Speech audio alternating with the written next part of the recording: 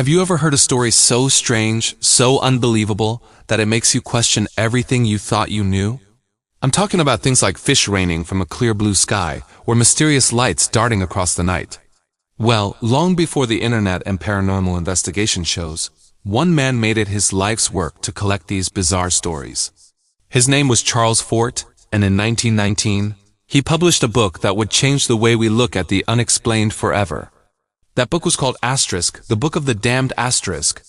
Now, the title sounds pretty intense, right? But Fort wasn't talking about souls condemned to some fiery underworld. He was talking about data, facts, and events that were damned by science. These were the weird, inconvenient truths that scientists of his day simply swept under the rug because they couldn't explain them. They didn't fit into the neat little boxes of established scientific law, so they were ignored, ridiculed, and effectively cast out. Charles Fort decided to become their champion. He spent years, decades even, hunched over in libraries in New York and London, poring through countless scientific journals, newspapers, and periodicals. He wasn't looking for what science asterisk could asterisk explain. He was hunting for what it asterisk couldn't asterisk. And what he found was absolutely mind-boggling. He compiled thousands of accounts of phenomena that defied all logic. We're talking about more than just a few odd weather patterns. He documented numerous cases of anomalous precipitation. What a fancy term, right? This included showers of not just fish, but frogs, snakes, and even blood-like red substances falling from the heavens. He cataloged mysterious celestial events, like strange airships seen in the sky long before the invention of modern aircraft, and puzzling lights that moved in ways no known object could. He found stories of poltergeists, strange disappearances, and objects appearing out of thin air. For Fort, these weren't just isolated, quirky anecdotes. They were pieces of a much larger, stranger puzzle. He believed that the world was far more mysterious and unpredictable than mainstream science was willing to admit. Fort's approach was what made him so unique. He wasn't a gullible believer who accepted every story at face value. But he also wasn't a hardened skeptic who dismissed everything out of hand. He was more of a master provocateur, a philosophical gadfly. He presented these strange reports with a unique blend of serious inquiry and playful, almost satirical commentary. He loved to point out the contradictions and absurdities in the official explanations that scientists sometimes offered for these events. For example, when scientists tried to explain a rain of fish by saying a whirlwind must have sucked them up from a nearby pond, Fort would cheekily point to cases where the fish were a species not found for hundreds of miles, or where they fell on a perfectly calm day. He delighted in poking holes in the dogma of the scientific establishment, not because he hated science, but because he felt it had become too arrogant and closed-minded. One of his most famous and imaginative ideas was the concept of the Super Sargasso Sea. This wasn't a real place, but a metaphorical one. Fort imagined a vast invisible realm floating somewhere above the earth, a cosmic lost and found where things from our world and perhaps other worlds get stuck. Think of it like a giant celestial junkyard. According to Fort's theory, things could be teleported or levitated up into the sea, where they'd float around for a while. Then, occasionally, cosmic currents or disturbances would cause this celestial junk to rain back down on us.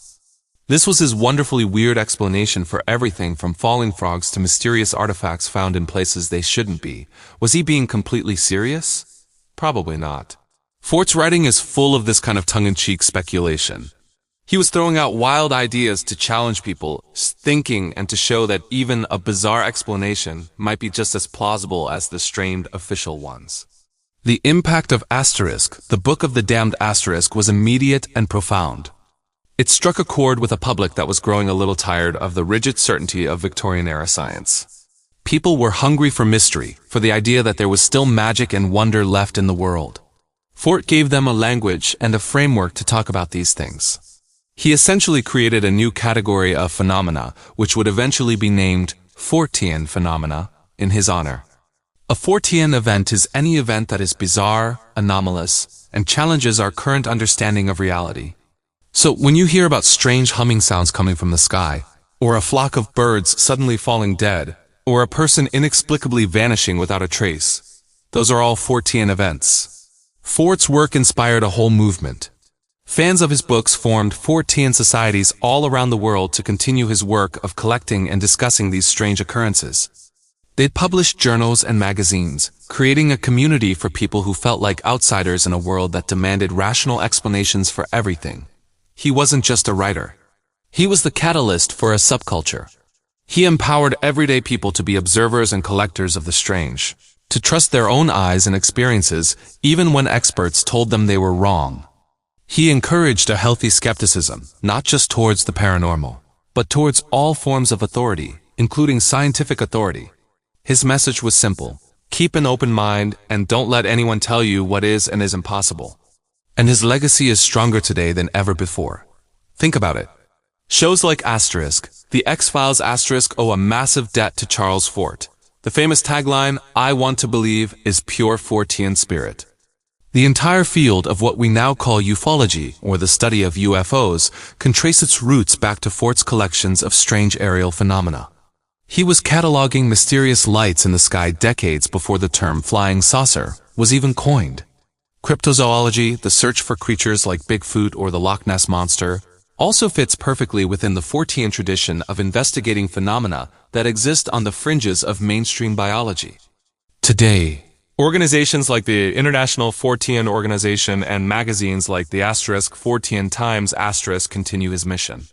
They document weird news from all over the globe, from strange coincidences and synchronicities to the latest ghost sightings and monster reports.